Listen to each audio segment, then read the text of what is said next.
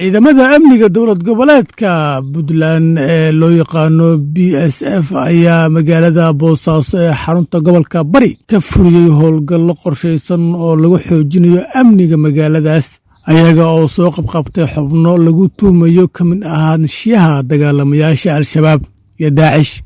ujeedka howlgalkan ayaa ahaa raad raaca tuhmanayaal ka tirsan dagaalamayaasha Al-Shabaab iyo Daacish la aaminsan yahayna in ay u qaabilsanaayeen Al-Shabaab iyo Daacish hanjabaada ganacsatada deegaanka ee ku nool magaalada Boosaaso ee xarunta ganacsiga gobolka Bari.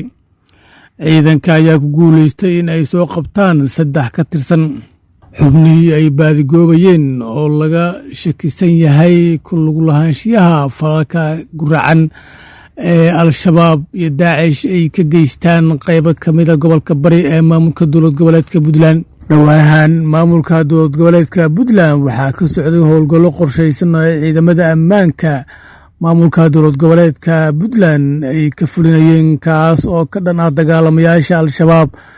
iyo xubnaha Daacish ee ka howlgala qaybo ka mid ah maamulka dowlad goboleedka Puntland. kala hore ayay ahayd dhowr jeer oo sii horeysay markii ciidamada dowladda Soomaaliya kuwa saaxiibada beesha caalamka iyo